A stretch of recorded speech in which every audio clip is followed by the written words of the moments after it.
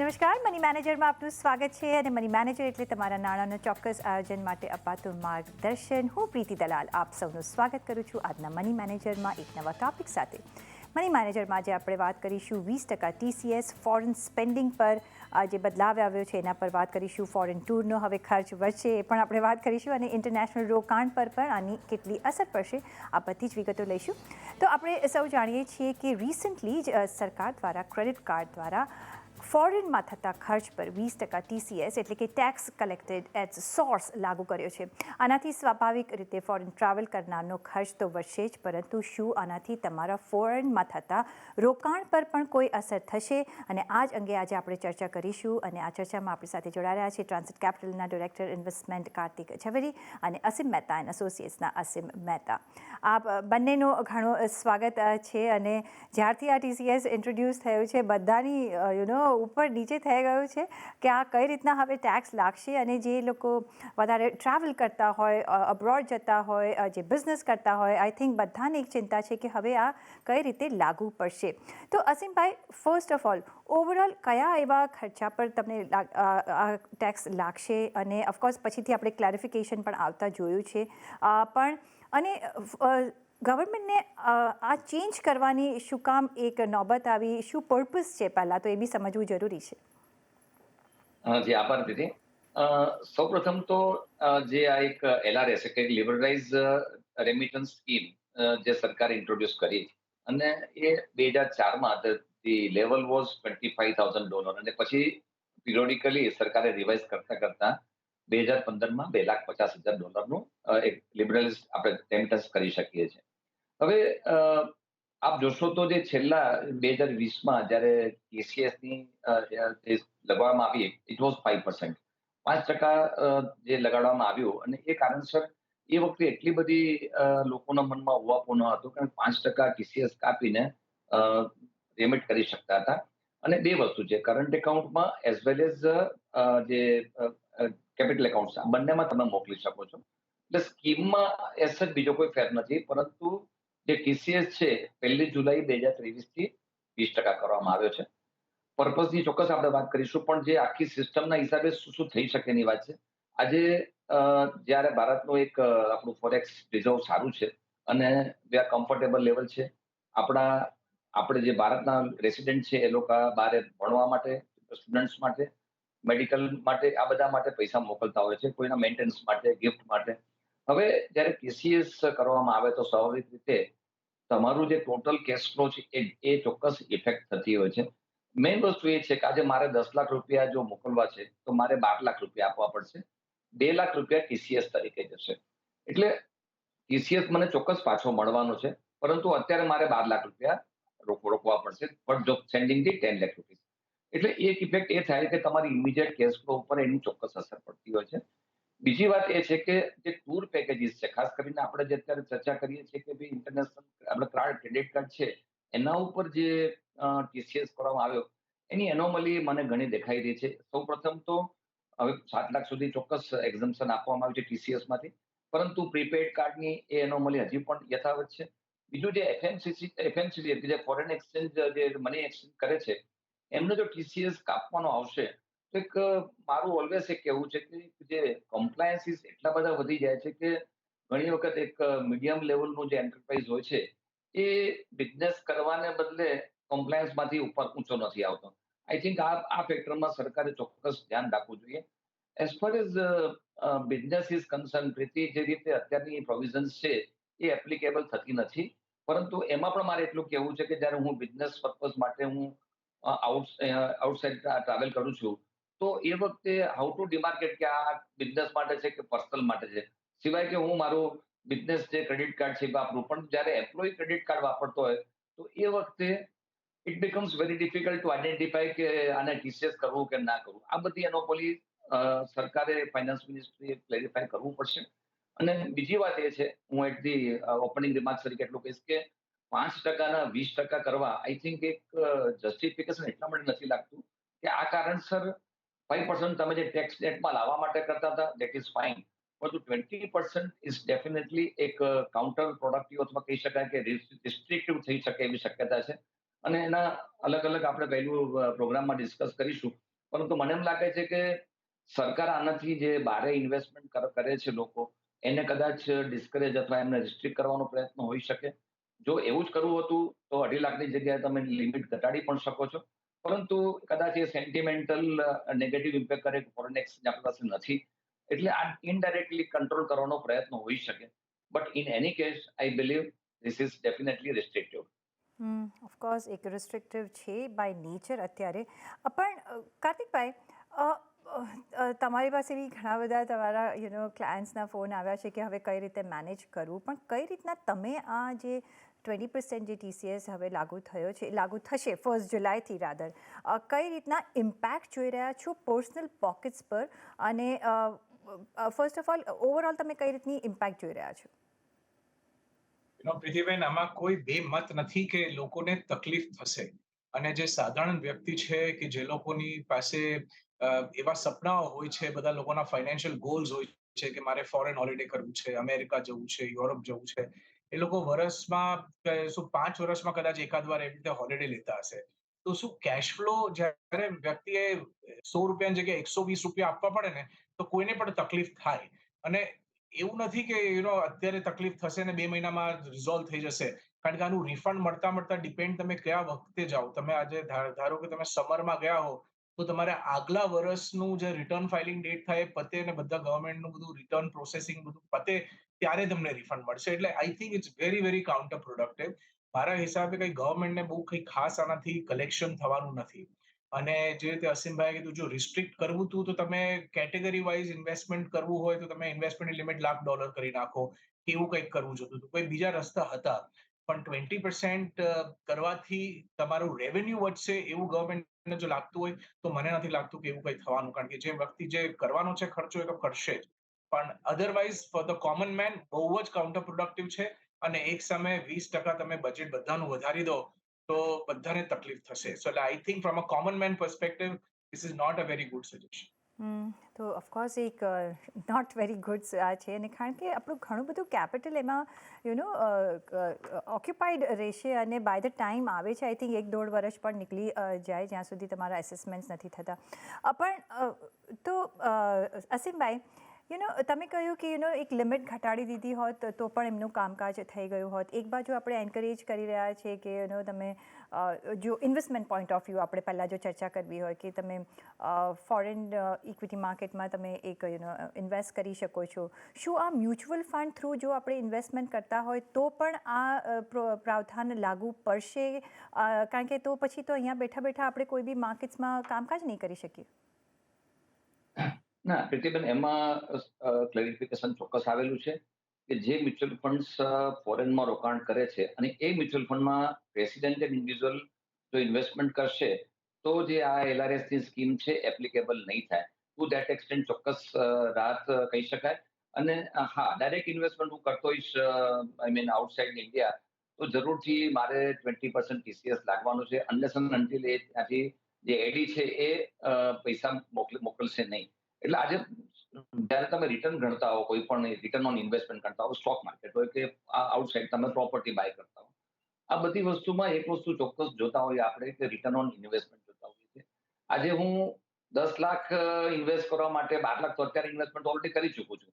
ઘણી આર્ગ્યુમેન્ટ એવી થાય છે કે TCS છે, તમને રિફંડ મળશે. રિફંડ ચોક્કસ મળવાનું છે, તો તમારે ટેક્સ પેમેન્ટની સામે એડજસ્ટ પણ થવાનું છે. પણ તમારો એ જે ગાળો છે એ ઓલમોસ્ટ 1.5 વર્ષથી કરીને 1.5 વર્ષ સુધી નીકળી જાય છે. એટલે એ છે, અને એના કારણસર ઘણી વખત એવું થતું હોય છે કે રિફંડની પ્રોસેસ પણ ઘણી લંબાતી પણ હોય છે. સો વન્સ એક વખત પૈસા આપણા બ્લોક થતા હોય છે, તો આપણે એને રિટર્ન ઓન ઇન્વેસ્ટમેન્ટ એ રીતે ગણતા હોઈએ છીએ. બીજું એક ફેક્ટર હું ચોક્કસ ચર્ચા કરવા માંગીશ કે as per the income tax provision, આજે મારી કોઈ પણ ફોરેનમાં એસેટ્સ છે, તો એ હું મારા રિટર્નમાં ડિસ્ક્લોઝ તો કરું જ છું. 20% સરકારે જ્યારે TCS કર્યું છે, તો એ કદાચ એવું એમની ગણતરી કે શું હશે મને ખ્યાલ નથી, પરંતુ એમ માનતા હોય કે ત્યાંની જે ટેક્સ છે એ આપણે જે ડબલ ટેક્સેશનના ટ્રીટીના કારણસર મને અહીંયા એડજસ્ટ થઈ જાય. તો એ બી એટલા માટે બહુ જસ્ટિફાઈડ નથી, કારણ કે when I am filing return, મારે બધા ત્યાં ફોરેનના એસેટ્સ બતાવવા પડે છે, મારે ઇન્કમ પણ બતાવવી પડતી હોય છે ને. જે અલગ અલગ કન્ટ્રીઝના ડબલ ટેક્સેશન અવોઇડન્સ એગ્રીમેન્ટ થયા છે એ પ્રમાણે મારે ટેક્સ ભરવો પડતો હોય છે.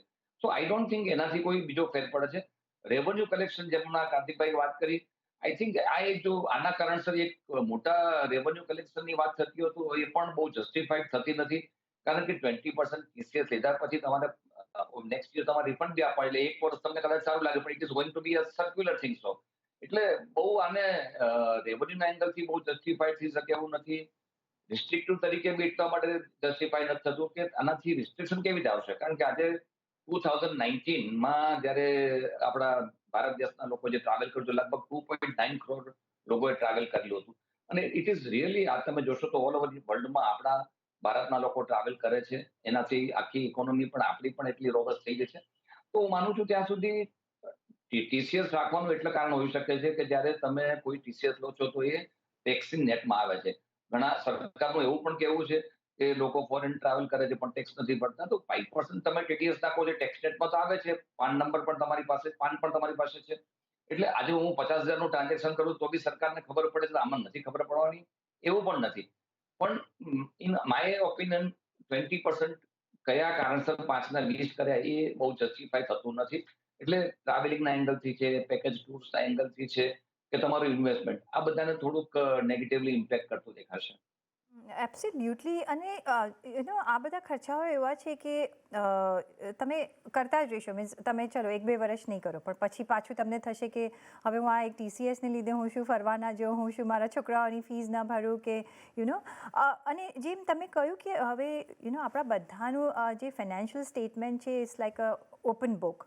તમે કંઈ પણ કરો, ખર્ચાઓ તમે ખબર પડી જતા હોય છે. તો વાય ધ નીડ બી? અને જ્યારે આટલા બધા લેવી ઓફસર ચાર્જીસ હોય છે, આપણે જીએસટી ભરો, હવે ટીસીએસ ભરો, તો એમ કોઈ વખત થાય કે ભાઈ આપણે કમાઈએ છીએ શેના માટે? આ બધું ભરવાનું છે તો વેર વી એન્જોય, ક્યાં અમને બેનિફિટ મળે છે? તો કાર્તિકભાઈ, કોઈ એવા તમે એવી જગાઓ જોઈ રહ્યા છો કે જ્યાં આપણે કોઈ બેનિફિટ લઈ શકીએ, કોઈ એવા પ્રાવધાન? હજી એટલા બધા ક્લેરિફિકેશન હજી આવ્યા નથી. અને સૌથી વધારે તમને ક્યાંથી ઇમ્પેક્ટ પડતી દેખાઈ રહી છે? કયા ક્લાસ પર ઓર કયા પેમેન્ટ્સ પર, જ્યાં બી એક ટીસીએસ ઇન્ટ્રોડ્યુસ થયો છે ત્યારે? સી, જે તમે પહેલા પણ કીધું કે મેક્સિમમ ઇમ્પેક્ટ શું થાય છે, અમે શું જોઈએ છે અમારા કામકાજમાં કે લોકો હોલિડે, આપણા ઇન્ડિયન લોકો માટે એક બહુ મોટી વસ્તુ છે કે લોકો ભલે દાર્જિલિંગ ને ઉટી ને મસૂરી ઘણી બધી વાર જતા હોય છે, પણ યુરોપ જવું એટલે બહુ મોટી વસ્તુ છે કે લોકો 10 વાર એડવર્ટાઇઝમેન્ટ કરે કે ભાઈ હું યુરોપ જવાનો છું, અને 2 મહિના આગળથી લોકોને કહેવા માંડે. એટલે બહુ પ્રાઉડ કરવા જેવી વસ્તુ છે. એટલે હવે આ બધા જે કોમન મેન છે, જે ઓર્ડિનરી ક્લાસ છે ને, એ લોકોએ જે આ 20% પૈસા વધારે ભરવા પડશે ને, એ લોકોને બહુ માર પડશે. કારણ કે એ લોકોના પૈસા બ્લોક પણ થઈ જાય છે. જો એ લોકોને રિફંડ આવવાનું હોય તો રિફંડ 1.5 વર્ષ પછી આવશે. અને શું છે, લોકો આ ભંડોળ ભેગું કરે છે. લોકો થોડાક વર્ષો સુધી પૈસા બચાવે છે, ભેગા કરે છે, ઇન્વેસ્ટ કરે છે, જેનાથી એને રિડેમ્પશન કરશે ને આ હોલિડે કરશે. હવે એમાં એ લોકોએ 20% પૈસા વધારે જો આપવાના હોય તો કેટલી તકલીફ થાય, રાઈટ? એટલે ધીસ ઇઝ ધ ઓનલી, ખાલી રિલીફ એટલી છે કે એર ટિકિટ ઉપર નહીં લાગે, પણ બાકી તમે 99% લોકો બધા ટૂર કંપનીમાંથી જ જતા હોય છે. એટલે એ બધા લોકોને આ ટીસીએસ લાગુ પડી જશે.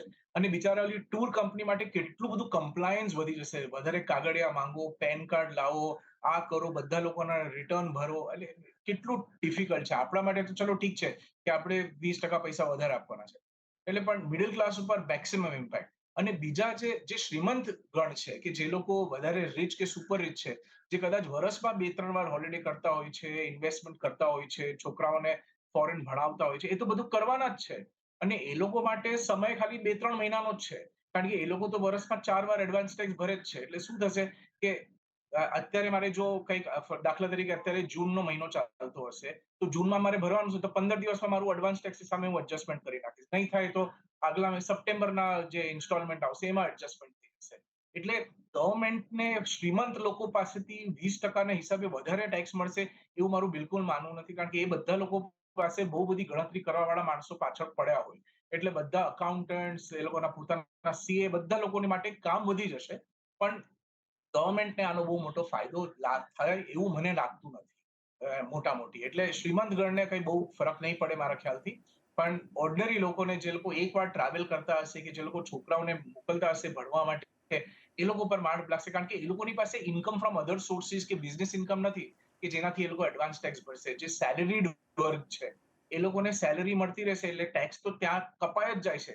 એ લોકોની પાસે કોઈ એડજસ્ટમેન્ટ કરવાનો રીત નથી કે અનલેસ કે એ લોકોનો બહુ મોટો પોર્ટફોલિયો હોય જેમાંથી કેપિટલ ગેઇન થતું હોય ને એમાંથી એમને એડવાન્સ ટેક્સ ભરવાનું હોય, કે બહુ મોટી પ્રોપર્ટીઓ હોય જેમાંથી ભાડું મળતું હોય ને એમાંથી એડવાન્સ ટેક્સ ભરવાનું હોય ગવર્મેન્ટને, એ લોકોની પાસે એડજસ્ટમેન્ટ કરવા માટે જગ્યા નહીં રહે. એટલે સેલેરીડ વર્ગને અને જે મિડલ ક્લાસ છે, કોમન મેન છે, એ લોકોની પર મેક્સિમમ આની નેગેટિવ ઇમ્પેક્ટ આવશે.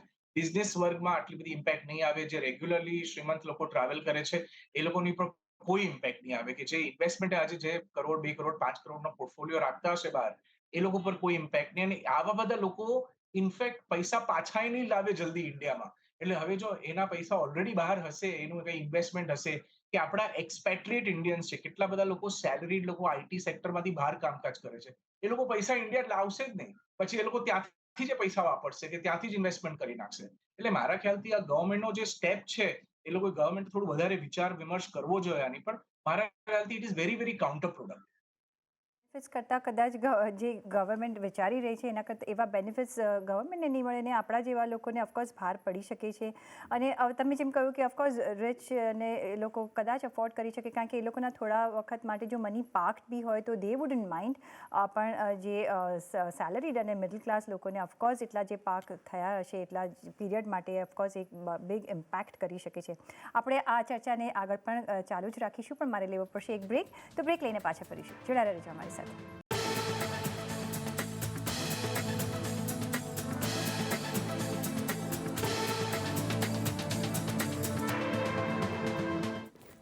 બ્રેક પછી આપનું સ્વાગત છે. અને આજે આપણે વાતચીત કરી રહ્યા છીએ જે TCS ઇન્ટ્રોડ્યુસ થવાનો છે 1 જુલાઈથી, જે ઓફકોર્સ ઇમ્પ્લિમેન્ટ થવાનો છે. 5%થી જે 20%નો દર કરવામાં આવ્યો છે એના પર આજે આપણે ચર્ચા કરી રહ્યા છીએ. તો અસીમભાઈ, ઓફકોર્સ આપણે જે ફોરેન ટૂર્સ પર કે આપણે જે ફોરેનમાં જઈને જે એક્સપેન્સીસ કરશું એમાં તો આ ટેક્સ લાગશે. પણ એમાં મારો એક બીજો સવાલ હતો. સપોઝ આપણે ફોરેન ટ્રાવેલ કરી રહ્યા છીએ ને સપોઝ આપણે પહેલેથી જ અહીંયા હોટેલ્સ બુકિંગ કરી લઈએ અને અમુક જે પેમેન્ટ્સ આપણે અહીંયાથી કરી લઈએ, કારણ કે ઘણા બધા આપણે આ બધા પેમેન્ટ્સ આપણે અહીંયાથી પણ કરીને પછી આપણે આગળ જતા હોઈએ છીએ. તો એના પર બી શું ચાર્જ લાગશે પછી? તો અને પછી જો સપોઝ નહીં લાગે તો પછી ત્યાં જઈને જે આપણે જે બી ખર્ચા કરીએ એના પર આપણે એક ટેક્સ ભરવો પડશે. શું એવું કોઈ બાયફિકેશન છે? આ બહુ જ ઇમ્પોર્ટન્ટ મુદ્દો આપે કહ્યો છે, કારણ કે અત્યારે જે વાત છે એ પેકેજ ટૂર ઉપર ટેક્સ એટલે TCS લગાડવામાં આવ્યો છે. કાર્તિકભાઈ બહુ સરસ વાત કરી, કમ્પ્લાયન્સીસની વાત કરી અને જે એડવાન્સ ટેક્સની વાત કરી. એટલે હું રિપીટ નથી કરતો, કારણ કે compliance is the biggest headache. હું અત્યારે જનરલી આ ઓબ્ઝર્વ કરી રહ્યું છું કે કમ્પ્લાયન્સીસ એટલા બધા કરવાના આવે છે કે યુઝ્યુઅલ એક માણસ તમારે એના માટે રાખવો પડે. ઇવન સ્મોલ બિઝનેસ અથવા સ્મોલ જે નાનું કામ કરતા હોય એના માટે પણ આ વસ્તુ થઈ છે, પણ એ વસ્તુ ડિસ્કસ થઈ ચૂકી છે. નાઉ આપણે જે વાત કરીએ આપણે કે જો હું અહીંથી એડવાન્સ બુકિંગ અહીંથી બુકિંગ કરાવું છું તો ટેક્સનું શું થઈ જાય. હું જો પેકેજ ટૂર નથી લેતો અને અહીંથી જ હું મારી એર ટિકિટ છે, એર ટિકિટ ઉપર એસ સચ નથી TCS, પણ એર ટિકિટ છે કે હું મારું એકોમોડેશન કે બોર્ડિંગના લોજિંગના બધા ખર્ચા છે એ હું જો અહીંથી જ પેમેન્ટ કરું છું તો એ અને ક્રેડિટ કાર્ડથી કરું છું, 7 લાખ સુધીની મને એમાં એક્ઝમ છે TCS, તો એ TCS લાગુ પડશે નહીં. પહેલી વાત આ છે. બીજી વાત એ છે કે આવું થવાથી એક વસ્તુ એવું પણ થઈ શકે છે કે અત્યારે જે પેકેજ ટૂર ઉપર સરકારને GST મળી રહ્યો છે, જો એ આ રીતે આપણે અલગ અલગ પાર્ટ પાડી દઈશું તો પાડશે ભવિષ્યમાં કરવા જે મોટા ઓપરેટર્સ છે કદાચ કરી પણ શકે છે. અત્યારે કેવું મુશ્કેલ છે, પણ તો એ સંજોગોમાં સરકારને 5%ના જે GST ના રેવન્યુ મળે છે એ પણ નહીં મળે. એટલે એક બાજુ તમે કમ્પ્લાયન્સીસ વધી રહ્યા છે, બીજી બાજુ હાર્ડશીપ વધી રહી છે, ત્રીજી બાજુ રિસ્ટ્રિક્ટિવ થઈ રહ્યું છે. હવે જો ડાયરેક્ટલી હું આખું બુકિંગ કરું છું તો મારે કોઈ TCS ભરવાનું આવતું નથી. ઓન ધ કોન્ટ્રરી જે મારી અહીંયા હું બુકિંગ કરત ઇન્ડિયામાં વિથ ટૂર ટ્રાવેલ્સ એજન્ટ સાથે, તો મારે 5% GST આપવો પડતો હતો. પણ આ બધી વસ્તુ કદાચ કેવું એટલું સહેલું છે. પ્રેક્ટિકલી દરેક જણ ડાયરેક્ટલી બુકિંગ કરવાનું એટલું પોસિબલ નથી થતું હતું. અને કાર્તિકભાઈ બહુ સાચી વાત કરી કે આજે જે મિડલ ક્લાસ લોકો જે ફરી રહ્યા છે એમના માટે સૌથી મોટી ઇમ્પેક્ટ છે ને બાકી બધાને એટલી બધી મોટી ઇમ્પેક્ટ નથી આવતી. તો આ એક આખું પ્રોવિઝન 5 થી 20% કરવા સુધીનું અગેન હું કહીશ કે એટલા માટે યોગ્ય નથી, એનાથી કોઈ પર્પસ સૌ થાય એવી શક્યતા મને લાગી રહી નથી. ઓન ધ કોન્ટ્રરી કમ્પ્લાયન્સીસ તમારા લિટિગેશનોથી માંડી બધું જ વધી શકશે, કારણ કે જ્યાં એનોમલી હશે ત્યાં કોન્ટ્રોવર્સી ઊભી થશે અને એ કારણસર લિટિગેશન પણ થઈ શકે છે. ક્લેરિફિકેશન આવશે, અલગ વસ્તુ છે. અત્યારે જે પરિસ્થિતિ છે એમાં ઘણા બધા એવા ગ્રે એરિયા છે કે જેમાં ક્લેરિફિકેશન આવ્યા નથી. કોઝ અને ક્લેરિફિકેશનની આપણે રાહ જોઈ રહ્યા છીએ, કારણ કે સુનર બેટર, કારણ કે મે બી હવે જૂન મહિના સુધીમાં આપવા જ પડશે, કારણ કે જો 1 જુલાઈથી જો આ ઇમ્પ્લિમેન્ટ થઈ રહ્યું છે તો. પણ કાર્તિકભાઈ, ઘણી વખત એવું થતું હોય છે કે આપણે ઘણા બધા પેમેન્ટ્સ, હવે જે મેં અસીમભાઈને જે સવાલ પૂછ્યો એ જ, કારણ કે આપણે ઓનલાઈન hotels.com હોય કે એનાથી આપણે અમુક પેમેન્ટ્સ કરી દેતા હોઈએ છીએ, because that max for us a little easier. અને જે અસીમભાઈએ કોર્પોરેટ કાર્ડ્સની પણ જે વાત આપણે પહેલાંમાં જ કરી, કારણ કે ઘણા બધા બિઝનેસ ટ્રાવેલ્સમાં પણ માટે બી જતા હોય છે, કઈ રીતના ઇમ્પેક્ટ જોઈ રહ્યા છો? અને મેઇનલી મારે તમને જે સવાલ પૂછવો છે કાર્તિકભાઈ, કે આપણા પોકેટ્સ પર ઓછો ભાર પડે એના માટે શું કોઈ વેઝ એન્ડ મીન્સ છે કે આપણે આ સહન કરવો જ રહ્યો? અને ક્યાં કશેક એવા પેમેન્ટ્સ તમે જોઈ રહ્યા છો જ્યાં TCS બી લાગશે અને GST પણ છે, તો એમાં તો ડબલ માર પડી જશે. ફોર એક્ઝામ્પલ, તમે તાજ હોટેલ્સ બુક કરશો તો તમને GST પણ લાગશે, કદાચ જી. TCS પણ લાગશે, અને તમારે ઇન્ડિયામાંથી જ ખર્ચો કરવો પડશે. સપોઝ તમારે જો ન્યુયોર્કમાં તાજમાં રહેવું હોય કે એવું કંઈક કરવું હોય તો. But you see, it's very difficult to say right now, કારણ કે આ છે ને ટ્રેક કરવું બહુ ડિફિકલ્ટ છે. જે રીતે તમે કીધું, hotels.com છે, booking.com છે, અગોડા છે, પછી આપણી ઇન્ડિયન વેબસાઇટ છે, મેક માય ટ્રીપ છે, આ બધી. એટલે તમને કેટલી બધી ઓપ્શન્સ છે. તમને હોટેલ્સની વેબસાઇટ્સ ડાયરેક્ટલી છે કે કોને અને કેટલી જગ્યાથી ટ્રેકિંગ કરશો. હવે તમે કાર્ડ ઉપર ટ્રેકિંગ કરશો તો બેંક્સ માટે કમ્પ્લાયન્સ અગેન પાછું વધી ગયું, કારણ કે બેંક શું કરશે, તમને જોશે કે આ ઇન્ટરનેશનલ ટ્રાન્ઝેક્શન થયું. હવે આ ઇન્ટરનેશનલ ટ્રાન્ઝેક્શન થયું છે તો આની પર આ ટ્રાવેલ માટે થયું છે. ઘણીવાર ખબર નથી પડતી કે ક્રેડિટ કાર્ડ સ્ટેટમેન્ટમાં ઇવન ટુ ધ કંપની કે તમે કોને પે કર્યું ને શેના માટે પે કર્યું. You could make a business payment also. તમે કઈ સોફ્ટવેર ખરીદી શકો છો, that is one part of it. અને તમે ટ્રાવેલ માટે પણ કંઈક કરી શકો છો, તમે હોટેલ બુકિંગ કરી શકો છો. તો આ બેંક્સ માટે પણ ઇટ વિલ બીકમ અ નાઇટમેર, કે કેટલું બધું એ લોકોએ મોનિટરિંગ કરવું પડશે. પછી તમને ફોન કરવો પડશે અને તમે પછી કન્ફર્મ કરો કે આ ટ્રાન્ઝેક્શન શેનું હતું. પછી એની પર TCS લે ના લે, 7 lakhs ની લિમિટ છે. મારા ખ્યાલથી શું થવા માંડશે કે બેંક્સને કદાચ બ્લેન્કેટ ઇન્સ્ટ્રક્શન આપી દેવામાં આવશે કે તમે જે પણ ફોરેન ટ્રાન્ઝેક્શન જુઓ, ખાસ કરીને આ હોટેલ્સ કે કઈ એવું કઈ બુકિંગ દેખાય એવું કેટેગરીમાં આવે, તો સીધા એની પર તમારે 20% એક્સ્ટ્રા લેવી કરી દેવા. પણ પછી એ લેવી કરો અને ક્લાયન્ટને તો ખબર નથી, ક્લાયન્ટ તો $500 ખર્ચો કર્યો, પણ એની પર બીજા $100 આપવાના છે, એના બિલમાં આવશે કેવી રીતે? જી. ઓટોમેટિક તો એને તમે ચાર્જ નહીં કરી શકો. એટલે ઘણું બધું કોમ્પ્લિકેટેડ છે. આઈ થિંક ગવર્મેન્ટે આનું થોડું વિચાર કરવું પડશે. પણ જી. આપશે એ તૈયારી સાથે કરવું. હા. પણ જે રીતે મેં કીધું, બિઝનેસ વાળાને તો 2-3 મહિનામાં એડવાન્સ ટેક્સ સામે એડજસ્ટમેન્ટ થાય છે. જી. એક લાસ્ટ ક્વેશ્ચન, કારણ કે ટાઈમનો અભાવ છે, આજથી આના પર તો આપણે ઇન્યુમરસ આવર્સ કામ આપણે વાતચીત કરી શકીએ. પણ અસીમભાઈ, એક હવે આપણે ઇન્ડિયન માઇન્ડ્સ જરા ફર્ટાઇલ હોય છે, એટલે આપણે આપણું વિચારવું હોય તો સપોઝ આપણે કાર્ડ થ્રુ પેમેન્ટ નથી કરતા, અને પહેલાં આપણે જે જતા હતા ત્યારે કેશ લઈને જતા હતા. સપોઝ આપણે ફોરેન કરન્સી અહીંયા કેશ લઈ લઈએ અને પછી ત્યાં પેમેન્ટ કરીએ, તો કોઈ તમે પ્રાવધાન જોઈ રહ્યા છો? જો કે એટલી બધી કેશ પણ ના લઈ જવાય, પણ શું અહીંયા પણ શું કોઈ કેચ હોઈ શકે છે?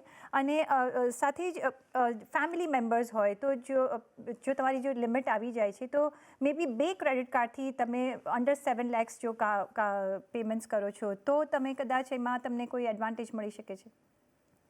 એક વસ્તુ આપે કીધું એમ, ઇન્ડિયન માઇન્ડ ડેફિનેટલી ફર્ટાઇલ છે અને લોકો વિચારતા પણ થઈ ગયા છે અને કદાચ રસ્તા પણ નીકળશે.